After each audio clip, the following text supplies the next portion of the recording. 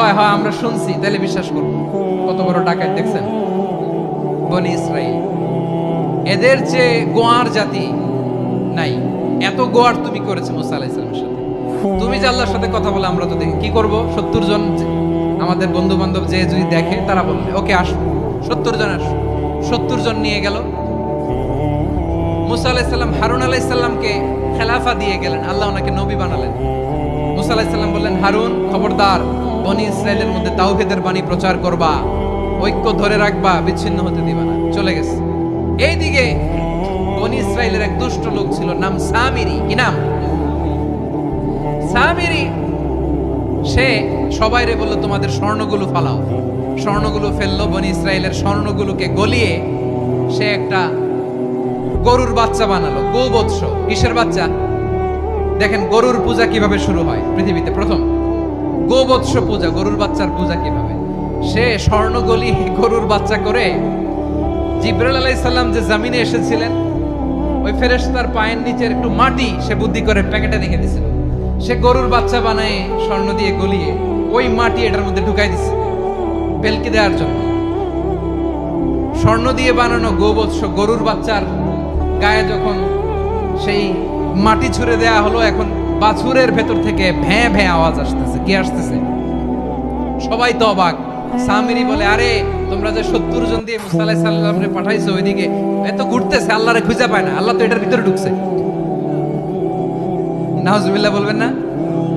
তোমরা যে 70 জন দিয়ে পাঠাইলা, 70 জন নিয়ে মুসা আলাইহিস সালাম খালি ঘুরতেছে, আল্লাহরে পায় না।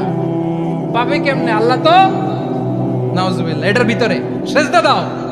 এই সেজদা দিয়ে আল্লাহর নবী হারুন আলাইহিস সালাম বললেন, খবরদার, এটা সুস্পষ্ট শিরক।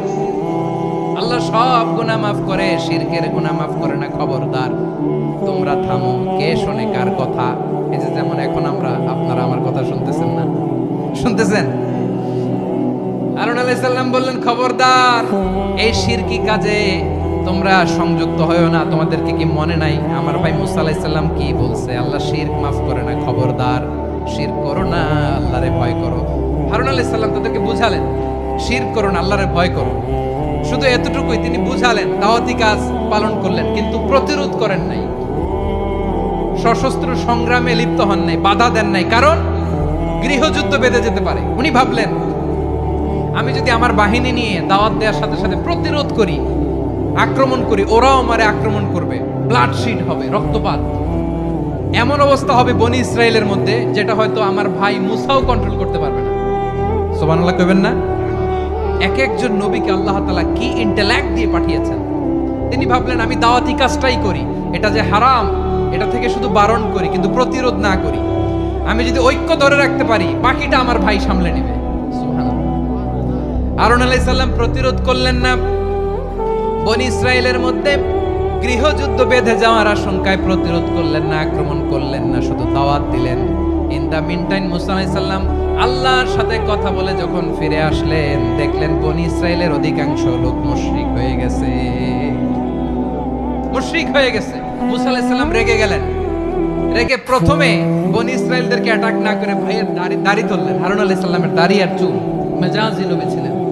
হারুন, তুমি কি করলা? তোমারে কি দায়িত্ব দিয়ে গেলাম? তুমি কি করলা?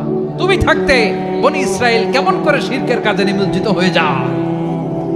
সাইয়েদনা হারুন আলাইহিস সালাম বললেন, ইন্নী, কোরআন সাক্ষী, কোরআন থেকে কোট করছি, ইন্নী খাশিতু আন তাকুলা ফাররাকতা বাইনা বনি ইসরাঈলা ওয়া লাম তারকুব কওলি। ও আমার ভাই, আমার দাড়ি ধরবেন না, আমার মারবেন না। আমি ভয় করেছি, আমি ভয় পেয়েছি, না জানি আপনি বলেন তুমি কেন খাশিতু আন তাকুলা ফাররাকতা বাইনা বনি ইসরাঈল। আপনি এসে আমারে যদি বলেন তুমি কেন ঐক্য ধরে রাখলে না, কেন মারামারি হলো, কেন রক্তপাত হলো, তোমারে কি এই দায়িত্ব আমি দিয়ে দিয়েছিলাম? আমার কথার দিকে কি তুমি ভ্রুক্ষেপ করো নাই?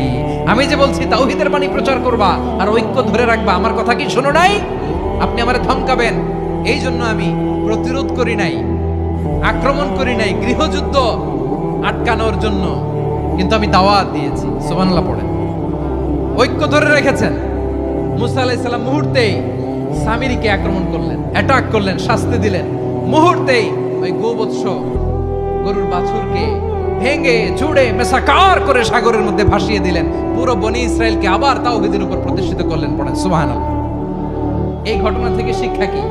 শিক্ষা হচ্ছে আপনি শিরকের আড্ডাখানা দেখলেও বৃহৎ স্বার্থে তাওহীদের দাওয়াত দিবেন, প্রয়োজনে আপনি ঐক্য নষ্ট করবেন না। সুবহানাল্লাহ পড়বেন না? তাহলে ঐক্যের গুরুত্ব বেশি না কম বলেন? আওয়াজ করে বলেন। ওয়াতাসিমু বিহাবলিল্লাহি জামিআ, আল্লাহর রশিকে আঁকড়ে ধরো। ওয়ালা তাফাররাকু, তোমরা বিচ্ছিন্ন হয়ো না। পেকুয়ার ভাইরা আওয়াজ করে বলেন তো আদেশটা কার? এখন বলেন আমাদের ঐক্যবদ্ধ জীবনের দরকার আছে না নাই? এই যে ডক্টর মোহাম্মদ ইউনূস আমাদের লিডার, উনি যে আমাদেরকে জাতীয় ঐক্যের আহ্বান জানিয়েছে, ওনার আহ্বানে আমাদের সাড়া দেওয়ার দরকার আছে না নাই? রাজনীতিবিদদের যে ডাকছে খুশি লাগে নাই আপনার? আলেমদের ডাকছে খুশি লাগে নাই? আলহামদুলিল্লাহ বলবেন না? আলহামদুলিল্লাহ, সবাইকে ডেকেছে, ঐক্যবদ্ধ করেছে। আমরা ঐক্যবদ্ধ থাকতে চাই, আমরা ঐক্যবদ্ধ জীবন চাই, আমরা আর কাদা ছড়াছড়ি করতে চাই না। রাজি আছেন সবাই? এখন আমরা যদি ঐক্য নষ্ট করি আমাদের কি কি সমস্যা, কি ক্ষতি, কি কুফল? অনৈক্যের কুফল কি? কয়েকটা কুফলের কথা বলে শেষ করব। প্রিয় ভাইরা, what are the drawbacks and disadvantages of division, social and political division in the society? Disunity. আমরা যদি বিচ্ছিন্ন হই, একে অপরের যদি মারামারি করি, একজন যদি আরেকজনের কাফের ফতোয়া দেয়, আমাদের কি ক্ষতি? শুনবেন? কথা কয় না, শুনবেন? এক নাম্বার ক্ষতি হচ্ছে আমরা যদি বিচ্ছিন্ন হই আমাদের শক্তি কমে যাবে, আমাদের পাওয়ার আমরা হারাবো। আমাদের কি হারাবো?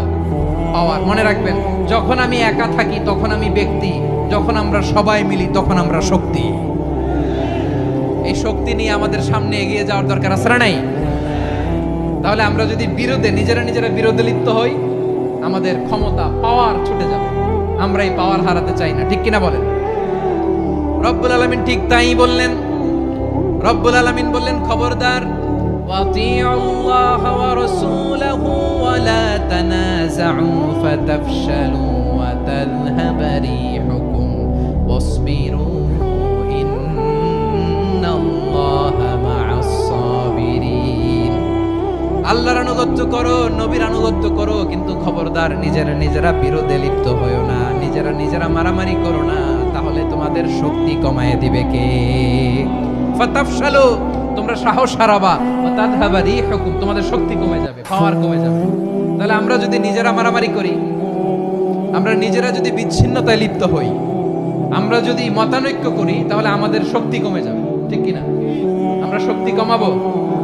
আচ্ছা, ছোট্ট একটা বাঁশের কঞ্চি যদি আপনারা দেয়, পায়ের মধ্যে ধাক্কা দিয়ে ভাঙতে পারবেন না? এরকম বাঁশের কঞ্চি যদি 20টা একসাথে জোড়া লাগায় দেয়, ভাঙতে পারবেন? কথা বোঝে নাই মনে হয়। চিকন একটা বাঁশের কঞ্চি দিলে ভাঙা যাবে না? এরকম চিকনই 20টা বাঁশের কঞ্চি একসাথে লাগাই দিলে ভাঙতে পারবেন? কারণ যখন আমি একা থাকি তখন আমি ব্যক্তি, যখন আমরা সবাই মিলি তখন আমরা শক্তি। আমরা যেন শক্তি না হারাই। আমরা বিরোধে লিপ্ত হলে আমাদের শক্তি কমে যাবে। এই হচ্ছে 1 নাম্বার ডিসঅ্যাডভান্টেজ। 2 নাম্বার ডিসঅ্যাডভান্টেজ হচ্ছে আমরা নিজেরা বিরোধে লিপ্ত হলে অন্যরা আমাদের মাথায় কাঁঠাল ভেঙে খাইতে সুবিধা হয়। কথা বুঝেন নাই? আমরা যদি বিরোধে লিপ্ত হই তাহলে পরাশক্তিগুলোর সুবিধা, তখন আমাদের কাউকে দিতে হবে ট্রানজিট, কাউকে দিতে হবে সেন্ট মার্টিন, কাউকে দিতে হবে দেশের অর্ধেক। চিল্লায় বলো ঠিক কিনা? নিজেদের প্রবলেম সলভ করার ক্যাপাসিটি আমাদের আর থাকবে না।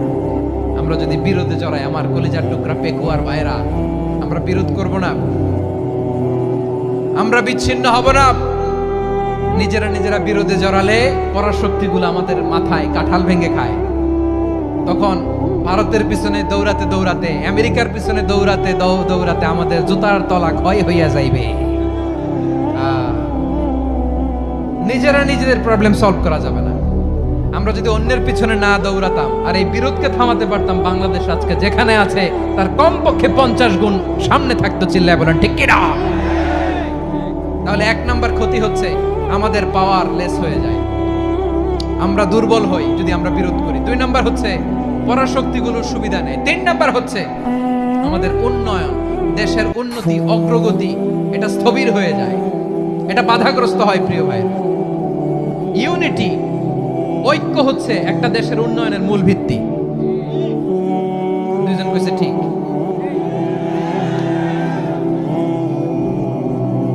কয়েকজন কইছে ঠিক। ঐক্য হচ্ছে একটা দেশের, জাতীয় ঐক্য হচ্ছে কোনো দেশের উন্নয়ন অগ্রগতির মূল ভিত্তি, ঠিক কিনা বলেন? ইউনিটি অফ এ কান্ট্রি, এটা হচ্ছে একটা সাস্টেইনেবল ডেভেলপমেন্ট, সোশ্যাল স্ট্যাবিলিটির জন্য এটা অনেক গুরুত্বপূর্ণ। এজন্য বিরোধের কোনো স্থান আমরা দিব না, আমরা ঐক্যবদ্ধ থাকবো ইনশাআল্লাহ বলেন। আর কখনো কাউরে কাফের বলে গালি দিবেন, তুই জাহান্নামী বলবেন, ঝগড়া লাগলে লাগাই দিবেন, তাহলে কি করবেন?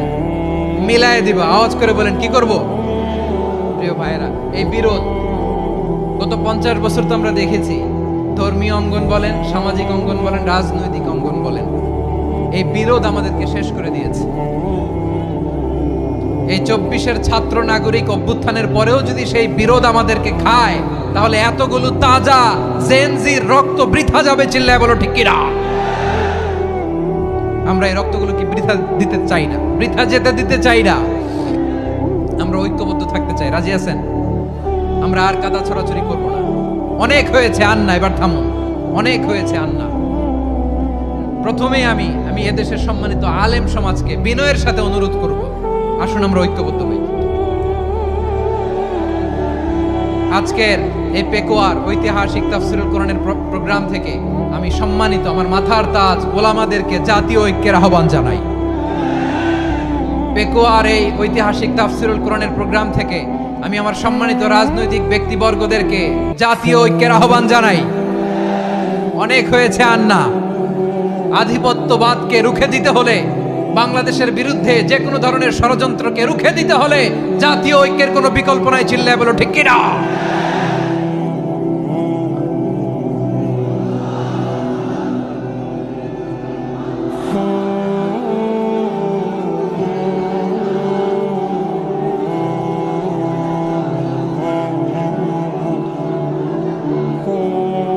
আমার প্রিয় ভাইয়েরা, আমার ভাইয়েরা, আর কাদা ছড়াছড়ি করব না ইনশাআল্লাহ বলেন। আল্লাহুম্মা ফাশহাদ। আল্লাহ তুমি সাক্ষী থাকো, আল্লাহ তুমি তৌফিক দাও। আওয়াজ করে পড়েন আমিন। আর একে অন্যকে কাফির বলে গালি দিব না, ঠিক কিনা বলেন? রাজি আছেন? ধ্বংস করে দিয়েছে আমরা আমাদেরকে। আপনারা হালাকু খানের নাম শুনেছেন? মঙ্গল অধিপতি হালাকু খান বাগদাদের আমাদের বিশাল দারুল হিকমা লাইব্রেরিকে ধ্বংস করেছে। 10 লক্ষ মুসলমানদেরকে কচুকাটা করে গণহত্যা করেছে। জানেন, আমাদের সভ্যতা সূতিকাগারের কেন্দ্রবিন্দু ছিল বাগদাদ। ইরাকের বাগদাদে যেদিন সে রক্ত নিয়ে হোলি খেলা করে, রক্তের হোলি খেলা যেদিন হয়, ওই দিনও বাগদাদে বাহাস চলতেছিল। আমাদের বাহাস কি চলতেছিল? আপনাদের এলাকায় বাহাস আছে? এই প্রচলিত বাংলাদেশে যে বাহাস, এটার সাথে ইসলামের কোনো সম্পর্ক আছে? এই পর্যন্ত বাহাসের পরে পরাজয় বরণ করছে এরকম কোন দল আপনারা পাইছেন? আমি পাই নাই। প্রত্যেক দলই বাহাসের পরে সংবাদ সম্মেলন করে বলে আমরা জয়লাভ করিয়াছি, উনারা পালাইয়া চলিয়া গিয়াছে। আছে না নাই? কারণ সত্য জানার জন্য, সত্য মানার জন্য আসে না, তো নিজের জ্ঞান জাহির করার জন্য বাহাস করে। বিপক্ষ দলের আলেমকে ছোট করার জন্য বাহাস করে। এই বাহাসের স্থান ইসলামে নাই। চিল্লায় বলো ঠিক কিনা? এই সমস্ত বাহাসের দিন শেষ। ঐক্যবদ্ধ হওয়ার বাংলাদেশ।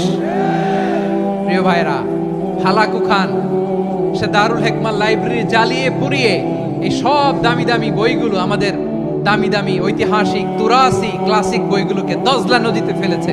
পুরা দজলা নদী কালো হয়ে গিয়েছে। 10 লক্ষ মুসলমানকে গণহত্যা চালিয়ে এই রক্তের বন্যা যখন দজলা নদীর পানিতে মিশে গিয়েছে, দজলা নদীর পানি লাল হয়ে গিয়েছে। যেই দিন বাগদাদে গণহত্যা চলে, ওই দিনও বাগদাদে বাহাস চলতেছিল। কিসের বাহাস জানেন? মেসওয়াক, ডান মারি থেকে করা সুন্নাহ, এটা আমরা জানি। এখন কি উপরের মারি না নিচের মারি? বাহাসের বিষয়। এই বাহাস করবেন আপনারা? বিশ্ব যখন এগিয়ে চলেছে, আমরা তখন বসে বিবি তালাকের ফতুয়া খুঁজেছি কোরআন হাদিস চষে। তালাক ইসলামের অনেক গুরুত্বপূর্ণ অনুষঙ্গ। তালাক কোরআনের একটা সূরা। কিভাবে তালাক হবে না হবে আমাদের ফোকাহায়ে ইকরাম, আমাদের আকাবেররা সব বলে গিয়েছে, সব জানা। আপনি হয় এটা মানবেন, নয় ওইটা নিয়ে বাহাসের দরকার নাই। ওইটা নিয়ে মারামারির স্থান ইসলামে নাই। আওয়াজ করে বলেন ঠিক কিনা? এখন পেকুয়ার ভাইরা শেষ কথা বলি, আওয়াজ করে বলেন আমরা ঐক্যবদ্ধ হতে চাই কি চাই না? চান? এই যে আমি বিনয়ের সাথে আলেম সমাজকে জাতীয় ঐক্যের আহ্বান জানালাম, এটার সাথে আপনারা সংহতি প্রকাশ করেছেন? বিনয়ের সাথে আজকের এই পেকুয়ার ময়দান থেকে আমাদের রাজনৈতিক নেতৃবৃন্দদেরকে জাতীয় ঐক্যের আহ্বান জানাই, আপনারা সংহতি প্রকাশ করেছেন? এখন এটা রোড ম্যাপ কি, কিভাবে আমরা ঐক্য প্রক্রিয়াতে এগিয়ে যাব? শেষ কথা বলি, একেবারে সহজ। আমাদের ওলামা মাশায়েখদেরকে, আমার মাথার তাজ, তাদেরকে আমরা বলি, এই যে আমরা ঐক্যবদ্ধ হই নাই, আমরা কি বড় কিছু অর্জন করে ফেলছি? বলেন, আমরা কি খুব পাওয়ার সম্মানের জায়গায় আছি? খুব স্ট্রেংথের জায়গায় আছি? তো কিছুই তো নাই। আপনি ঐক্যবদ্ধ হইলে সমস্যা কোথায়? এমন তো না ঐক্যবদ্ধ না হওয়ার কারণে এতদিন আপনার অনেক কিছু ছিল, ঐক্যবদ্ধ হলে আপনি হারাবেন, এমন তো না। তো কিছুই যেহেতু আপনার নাই, আমার নাই, ঐক্যবদ্ধ হলে আমরা সমস্যা কোথায়? ঐক্যবদ্ধ হয়েই দেখি না, ঠিক কিনা? ঐক্যবদ্ধ হওয়ার দুইটা ওয়ে। রাজনৈতিক ঐক্য কিভাবে হবে? রাজনৈতিক সম্মানিত নেতারা ঠিক করবেন। আলেমরা কিভাবে ঐক্যবদ্ধ হবেন? শেষ কথা বলে শেষ করছি, খুব গুরুত্বপূর্ণ। This is the punching line. এদিকে তাকান। ঐক্য হবে দুইটা পদ্ধতিতে। একটা হচ্ছে কমন গ্রাউন্ড নিয়ে, বেসড অন কমন গ্রাউন্ড। যেমন ধরেন, আমরা নামাজ কায়েম করতে চাই, জামাত ইসলাম এই কথার উপর একমত আছে না নাই? নামাজ কায়েম হোক, একমত না জামাত ইসলাম? হেফাজত একমত না? ইসলামী আন্দোলন একমত না? তাবলীগের ভাইয়েরা একমত না? পীরের মুরিদেরা একমত না? আপামর তাওহীদি মুসলিম জনতা একমত না? তাহলে নামাজ কায়েম করতে হবে, নামাজ কায়েম করতে হবে এই কমন গ্রাউন্ডে আমরা সবাই একমত, ঠিক কিনা? যাকাত আদায় করতে হবে, সবাই একমত, ঠিক কিনা? কথা নাই, কথা নাই। যাকাত আদায় করতে হবে, সবাই একমত, ঠিক কিনা? নারীদের পর্দা করতে হবে, শালীন পোশাক পরতে হবে, একমত সবাই, ঠিক কিনা? বৈষম্য বিরোধী বাংলাদেশ চাই, সবাই একমত, ঠিক কিনা? Meritocracy, meritocracy. আর কোন মামা চাচার ফোনে পদ দিলে হবে না, মেধার ভিত্তিতে সবগুলো পদ ঠিক করতে হবে, চিল্লায় বলো ঠিক কিনা? আমরা একমত না? স্বাধীনতা সার্বভৌমত্বের প্রশ্নে আমরা সবাই একমত, ঠিক কিনা? আমার নবীরে গালি দিলে রাষ্ট্রীয়ভাবে সর্বোচ্চ শাস্তি তার নিশ্চিত করতে হবে, ঠিক কিনা? এরকম 10টা কমন গ্রাউন্ড আমাদেরকে, 1 2 3 4 5, 10টা কমন গ্রাউন্ডে আমরা সবাই এক। এই 10টা কমন গ্রাউন্ডকে সামনে রেখে বিশাল জনসমাবেশ করেন সোহরাওয়ার্দীর ময়দানে, সবাই আসেন। জামাত ইসলাম, হেফাজতে ইসলাম, ইসলামী আন্দোলন, পীরের মুরিদ, তাবলীগ, খেলাফত মজলিস, সবাই একসাথে হন।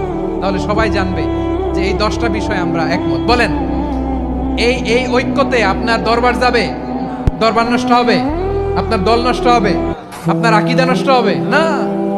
আমার মাথার তাজ সম্মানিত ওলামা একরাম, এই 10টা কমন গ্রাউন্ডে যদি এক হন, আপনার আকীদা নষ্ট হবে? আপনার আকীদা আপনার, আমার আকীদা আমার, আপনার দল আপনার, আমার দল আমার, আপনার পলিসি আপনার, আমার পলিসি আমার, কারো কিছু নষ্ট হবে না। কিন্তু যে বিষয়ে আমরা সবাই একমত, এরকম 10টা মৌলিক পয়েন্টে আমরা একমত হতে চাই কি চাই না? আমরা যদি একটু পেছন থেকে শুরু করি, ব্যাক টু দ্য হিস্ট্রি, তাহলে দেখবো এই যে বিষ্ণু ইসলাম 570 খ্রিস্টাব্দে আব্দুল্লাহ এবং আমেনা ওনাদের ঘর উজাড় করে আলোকিত করে পৃথিবীতে শুভাগমন করেছিলেন। এ ধরার বুকে ওনার শুভাগমনের 2000 বছর আগে সাইয়েদনা ইব্রাহিম আলাইহিস সালাম ওনার আগমনের জন্য আল্লাহ তাআলার কাছে প্রার্থনা করেছিলেন। We have to connect the dots. History বুঝতে হলে আপনাকে ডটগুলো একটু কানেক্ট করে নিতে হবে। বিষ্ণু ইসলাম এই ধরার বুকে শুভাগমনের 2000 বছর আগে মক্কার ধুধুমরু প্রান্তরে আল্লাহ খালিল ইব্রাহিম আলাইহিস সালাম তার কাছে একটা দোয়া করেছিলেন। সেই দোয়াটি দিয়ে আমি শুরু করেছি। সূরাতুল বাকারার 129 নম্বর আয়াতে আল্লাহ তাআলা এই দোয়াটি, সাইয়েদনা ইব্রাহিম আলাইহিস সালামের দোয়াটি হুবহু কোট করেছেন। এই দোয়া করেছেন, রব্বানা ওয়াবআথ ফীহিম রাসূলাম মিনহুম ইয়াতলু আলাইহিম আয়াতিক ওয়া ইউআল্লিমুহুমুল কিতাবা ওয়াল হিকমাতা ওয়া ইউযাক্কিহিম ইন্নাকা আনতাল আজিজুল হাকীম। হে আমাদের রব, এই জনপদে তাদের মধ্য থেকে আপনি একজন রাসূল পাঠান, যিনি তাদেরকে আপনার আয়াত তেলাওয়াত করে শোনাবে, আপনার কিতাব শিক্ষা দিবে, প্রজ্ঞা শিক্ষা দিবে এবং তাদেরকে শুদ্ধাচারী বানাবে। এই দোয়াটা সাইয়েদনা ইব্রাহিম আলাইহিস সালাম করেছেন। আর এই দোয়ার বদৌলতে প্রায় 2000 বছর পরে ধরার বুকে বিষ্ণু ইসলামের আগমন। সুবহানাল্লাহ বিহামদিহি। এবং রাসূল সাল্লাল্লাহু আলাইহি ওয়াসাল্লাম প্রায় বলতেন, আনা দাওয়াতু আবি ইব্রাহিম, আমি আমার পিতা, আদি পিতা ইব্রাহিমের দোয়ার ফসল। আমার পিতা আমার জন্য দোয়া করেছেন। সাইয়েদনা ইব্রাহিম আলাইহিস সালামের দুই সন্তান ছিল, ইসহাক এবং ইসমাঈল আলাইহিস সালাম। আই রিপিট, আমি আবার বলি, একদিকে ইসহাক আরেকদিকে ইসমাঈল। আমার সাথে সাথে বলেন, একদিকে আরেকদিকে দুই সন্তান। তো এই যে ইসহাকের যে লিনিয়েজ বা চ্যানেল, পৃথিবীর সব নবী এই চ্যানেলে এসেছে। সেদিন ইসমাইলের লিনিয়েজ বা চ্যানেলে কোন নবী আসেনি। হাজার হাজার নবী, শত শত নবী সাইয়েদনা ইব্রাহিম আলাইহিস সালামের পরে যারাই এসেছে সবাই ইসহাকের চ্যানেলে এসেছে। ইসমাইল আলাইহিস সালামের চ্যানেলে কোনো নবী নেই। এবং পৃথিবীর সব নবীরা ওনাদের উম্মতের কাছে বলতেন যে এই যে নবী আসার ধারাবাহিকতায় সর্বশেষ একজন নবী আসবেন, তিনি হবেন সবার সেরা, সবার সেরা নবী হবে। তাহলে ইব্রাহিম আলাইহিস সালামের দুই সন্তান, একদিকে ইসহাক আর একদিকে ইসমাঈল। নবী এসেছে কি ইসমাইলের চ্যানেলে না ইসহাকের চ্যানেলে? ইসহাকের চ্যানেলে। হাজার হাজার prophet came to this channel, এই চ্যানেলে এসেছে। এবং তারা সবাই বলতো সর্বশেষ যিনি আসবেন তিনি হবেন সবার সেরা। ফলে এই জেনারেশনগুলোতে তাদের মধ্যে একটা বদ্ধমূল ধারণা হয়ে গিয়েছিল যে সর্বশেষ নবীটা যে আসবে উনিও এই চ্যানেলেই আসবে। যে তারা দেখতে পাচ্ছে হিস্ট্রিক্যালি এই চ্যানেলে, ইসমাইলের চ্যানেলে কোনো নবী নাই, নবী ছাড়া একটা চ্যানেল। সব নবী আসছে ইসহাক আলাইহিস সালামের চ্যানেলে। ফলে তাদের একটা ধারণা ছিল সর্বশেষ সর্বসেরা যে নবী উনিও আসবেন এদিক দিয়ে। কিন্তু আল্লাহ তাআলা তাদের ধারণাকে নস্যাৎ করে দিয়ে সর্বশেষ নবীকে ইসহাকের চ্যানেলে পাঠান নাই। সর্বশেষ নবী, আখিরি নবী, বিশ্বনবী মুহাম্মদুর রাসূলুল্লাহ সাল্লাল্লাহু আলাইহি সাল্লামকে আল্লাহ তাআলা ইসমাঈল আলাইহিস সালামের চ্যানেলে পাঠিয়ে দিয়েছেন। দেখছেন, চেঞ্জিং দ্য লিডারশিপ ফ্রম বনি ইসরাইল টু বনি ইসমাঈল। সাইয়েদনা ইব্রাহিম আলাইহিস সালামের ছেলের নাম ইসহাক, ইসহাকের ছেলের নাম ইয়াকুব। ইয়াকুব আলাইহিস সালামের একটা উপাধি হচ্ছে ইসরাঈল। ইসরাঈল মানে হচ্ছে আব্দুল্লাহ, মানে আল্লাহর বান্দা। ফলে ওনার যত ডিসেন্ডেন্ট সন্তান তারা সবাই হচ্ছে বনি ইসরাঈল, ইসরায়েলের বংশধর। তো সব নবীকে আল্লাহ এখানে পাঠালেও শেষ নবীকে আল্লাহ তাআলা পাঠিয়েছেন ইসমাঈলের চ্যানেলে। তার মানে বিশ্বনবী বনি ইসরাইল নন, বিশ্বনবী হচ্ছেন বনি ইসমাঈল, ইসমাইলের চ্যানেলে এসেছে। আলহামদুলিল্লাহ বলেন। তাহলে লিঙ্ক আপটা বুঝতে পেরেছেন তো না, কিভাবে বিষ্ণু ইসলাম আসলেন? রাসূল ইসলাম প্রায় এভাবে বলতেন যে আনা দাওয়াতু আবি ইব্রাহিম, আমি আমার পিতা ইব্রাহিমের দোয়ার ফসল। তিনি দোয়া করেছিলেন মক্কার ধুধু প্রান্তরে যে আল্লাহ এই জনপদে একজন নবী দিও। ওনার দোয়ার 2000 বছর পরে আল্লাহ তাআলা এই দোয়া কবুল করেছেন। আমরা তো তাহাজ্জুদের সময় দোয়া করে এরপরের দিন হুজুরের কাছে মাসালার জন্য যাই, হুজুর দোয়া তো কবুল হয় না। এত দোয়া করলাম আল্লাহ তো শোনে নাই। 1 মাস দোয়া করে অস্থির হয়ে যায়। এরপর অনেকে বলে হুজুর কাবার গিলাফটা ধরে দোয়া করেছে, কই কিছু তো পাইলাম না। দেখেন সাইয়েদনা ইব্রাহিম আলাইহিস সালাম দোয়া করেছিলেন সেই কবে, তার 2000 বছর পরে আল্লাহ তাআলা এই দোয়াটা কবুল করেছেন। তো দোয়া যদি কবুল না হয় অস্থির হওয়া যাবে? আওয়াজ করে বলেন, অস্থির হবেন আপনারা? না, অস্থির হওয়া যাবে না, ভরসা রাখুন আল্লাহর উপর। তো বিষ্ণু বলতেন আনা দাওয়াতু আবি ইব্রাহিম, আমি আমার পিতা ইব্রাহিমের দোয়ার ফসল। আবার বলতেন বিশারাতু আখি ঈসা, আমি আমার ভাই ঈসার সুসংবাদের ফসল। মানে রাসূল সাল্লাল্লাহু আলাইহি ওয়াসাল্লামের ইমিডিয়েট আগের যে নবী ঈসা আলাইহিস সালাম, উনি এসেই বলে দিয়েছিলেন যে ইয়াতি মিন বাদি ইসমুহু আহমদ, আমার পরে এক নবী আসবে তার নাম হবে আহমদ। তাহলে দেখেন বিশ্ব নবী যে আসতেছে এটা অ্যানাউন্সমেন্টের জন্য আল্লাহ একজন নবী পাঠিয়ে দিয়েছে। He is coming. বিষ্ণু ইসলামের স্ট্যাটাস বুঝতে পারছেন? হি ইজ কামিং, উনি আসতেছেন, এটা বলার জন্য আল্লাহ একজন নবী পাঠিয়ে দিয়েছেন, জিসাস ক্রাইস্টকে, ঈসা আলাইহিস সালামকে পাঠিয়েছেন। তো রাসূল সাল্লাল্লাহু আলাইহি ওয়াসাল্লাম বলতেন বিশারাতু ঈসা, আমি ঈসার সুসংবাদের ফসল। আবার বলতেন ওয়া রুইয়া উম্মি আমিনা, আমি আমার মা আমিনার স্বপ্নের ফসল। রাসূল সাল্লাল্লাহু আলাইহি ওয়াসাল্লামের মা আমিনা যখন কনসিভ করেছেন রাসূল সাল্লাল্লাহু আলাইহি ওয়াসাল্লামকে পেটে, তিনি মাঝে মাঝে স্বপ্নে দেখতেন যে ওনার পেট থেকে একটা আলো বের হয়ে পারস্য সিরিয়ার প্রাসাদগুলোর মধ্যে ঝলকানি দিচ্ছে। নূর আদাআত মিনহু কুসুর আশ-শাম, শাম দেশের প্রাসাদগুলোকে আলোর ঝলকানি দিচ্ছে। এটা হচ্ছে একটা আলামত যে বিষ্ণু ঈসা ইসলামের শিক্ষা, ওনার ডমিনেশন গোটা বিশ্বব্যাপী ছড়িয়ে যাবে। সুবহানাল্লাহ বিহামদিহি। তাহলে আমরা হিস্ট্রিটাকে কানেক্ট করে নিলাম। বিষ্ণু বলতেন আমি আমার পিতা ইব্রাহিমের দোয়ার ফসল, ঈসা আলাইহিস সালামের সুসংবাদের ফসল, আমার মা আমিনার স্বপ্নের ফসল। এবার সামনের দিকে যাই, কি কি স্বতন্ত্র বৈশিষ্ট্য দিয়ে আল্লাহ তাআলা বিষ্ণু ইসলামকে পৃথিবীতে পাঠিয়েছেন। প্রিয় ভাইরা, কোরআনে অনেক নবীর কথা আল্লাহ তাআলা বলেছেন এবং বিভিন্ন সময়ে বিভিন্ন নবীদেরকে আল্লাহ তাআলা নাম ধরে ডাক দিয়েছেন। এ ধরে যেমন আদম আলাইহিস সালামকে আল্লাহ নাম ধরে ডাক দিয়েছেন, ইয়া আদম, এই আদম, ইয়া আদম উসকুন আনতা ওয়া যাওজুকাল জান্নাহ, হে আদম তুমি আর তোমার বউ জান্নাতে থাকো, হে আদম, এই আদম ডাক দিয়েছেন না? কথা বুঝতেছেন? আচ্ছা, মুসা আলাইহিস সালামকে আল্লাহ নাম ধরে ডেকেছেন, ওমা তিলকা বিয়ামিনিকা ইয়া মুসা, এই মুসা হাতে কি, নাম ধরে ডেকেছেন। ইব্রাহিম আলাইহিস সালামকে আল্লাহ নাম ধরে ডেকেছেন, ওয়ানাদাইনাহু আইয়া ইব্রাহিম, হে ইব্রাহিম বলে আমি তোমাকে ডাকলাম। বিষ্ণু ইসলামকে আল্লাহ তাআলা এত মর্যাদা দিয়েছেন, কোরআনের কোথাও অন্য নবীদের মতো আল্লাহ তাআলা বিষ্ণু নবীর নাম ধরে ডাকেন। যখনই ডেকেছেন বলেছেন ইয়া আইয়ুহান নবী, হে সম্মানিত নবী। যখনই অ্যাড্রেস করেছেন বলেছেন ইয়া আইয়ুহার রাসূল, হে সম্মানিত রাসূল। সুবহানাল্লাহ বলেন। 4 জায়গায় বিষ্ণু ইসলামের নাম এসেছে কোরআনে মুহাম্মদ নামে, আরেক জায়গায় আহমদ। এই 4 জায়গায় মুহাম্মদ যে উল্লেখিত হয়েছে, একটি জায়গায়ও নাম ধরে ডাকেন নাই, বরং ওনার রিসালাত, ওনার নবুয়তের বর্ণনা দিয়েছেন। যেমন মুহাম্মাদুর রাসূলুল্লাহ সাল্লাল্লাহু আলাইহি ওয়াসাল্লাম, মুহাম্মদ হচ্ছেন আল্লাহর রাসূল, এটা একটা কোরআনের আয়াত। এখানে নাম ধরে ডাকছে, মুহাম্মদ হচ্ছেন আল্লাহর রাসূল, এখানে কি নাম ধরে ডাকা হয়েছে? না। ওমা মুহাম্মাদুন ইল্লা রাসূল ক্বাদ খালাত মিন ক্বাবলিহির রুসুল, মুহাম্মদ রাসূল ছাড়া কেউ নন, তার আগে এরকম অনেক রাসূল পৃথিবী থেকে চলে গিয়েছে। এই আয়াতে নাম ধরে ডাকছে না। 4 বার মুহাম্মদ শব্দটা কোরআনে উল্লেখিত হয়েছে, একবারও নাম ধরে ডাকেনি।